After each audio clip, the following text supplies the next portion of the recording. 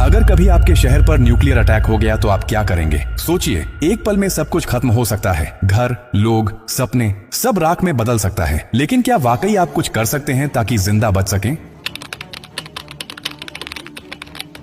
हाँ, अगर आप अभी से तैयार हैं, ये जानकारी जिंदगी और मौत के बीच की दूरी तय कर सकती है। क्योंकि जब एक न्यूक्लियर बम गिरता है तो सिर्फ धमाका ही नहीं होता, उसके बाद शुरू होता है वो खतरनाक खेल जिसे कहते हैं रेडिएशन फॉलआउट। और उसमें जो जिंदा बचता है वो भी धीरे धीरे मरने लगता है। सबसे पहले जानिए कि जैसे ही न्यूक्लियर बम गिरता है, एक तेज सफेद रोशनी आपके सामने आती है। इस रोशनी को देखना मतलब अपनी आंखों की रोशनी खो देना। आप अंधे हो सकते हैं, स्थायी रूप से। इसलिए पहला कदम, जैसे ही धमाके की खबर मिले या रोशनी दिखे, तुरंत जमीन पर लेट जाइए, अपनी आंखें और कान बंद कर लीजिए और चेहरे को किसी कपड़े से ढक लीजिए। ये पहली रक्षा है। अब सवाल उठता है कि कहां जाएं? तो याद रखिए, अगर आपके आसपास कोई मेट्रो स्टेशन है, बेसमेंट है, अंडरग्राउंड पार्किंग है, तो वहीं भागिए, क्योंकि जमीन के नीचे रहना न्यूक्लियर फॉलआउट से बचने का सबसे कारगर तरीका है। लेकिन अगर कुछ नहीं है तो अपने घर को ही शेल्टर बनाना पड़ेगा। सारी खिड़कियां, दरवाजे बंद कर दीजिए। हर छोटी छोटी दरार को भी किसी कपड़े, टेप या गत्ते से बंद कीजिए। हवा का एक भी रास्ता नहीं खुला रहना चाहिए। अटैक से पहले या जैसे ही खबर मिले, आपके पास सिर्फ कुछ मिनट होंगे। उसी वक्त पानी भरिए, बाल्टी, बोतल, ड्रम, जो भी है। याद रखिए, अटैक के बाद पानी में रेडिएशन मिल सकता है। नल से पानी बिल्कुल मत पीजिए, इसीलिए पहले से स्टोर किया हुआ पानी ही जिंदगी बचाएगा। खाने के लिए ड्राई फूड रखें,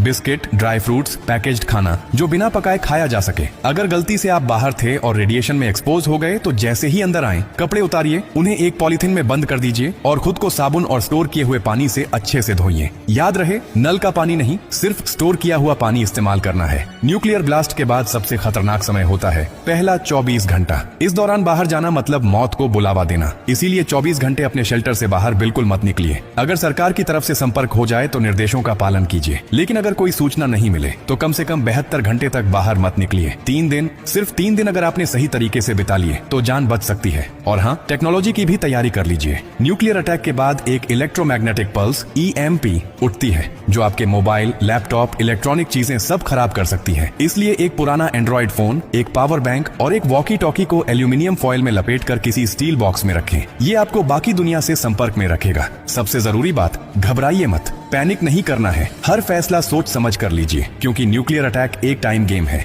जो जितना शांत रहेगा, उसकी जान बचने के चांस उतने ही ज्यादा होंगे। और याद रखिए, ये जानकारी सिर्फ आपके लिए नहीं, बल्कि आपके परिवार, दोस्तों, पड़ोसियों और पूरे समाज के लिए है। क्या आप अकेले सुरक्षित रहना चाहते हैं? नहीं ना? तो इस जानकारी को हर उस इंसान तक पहुंचाइए जिसकी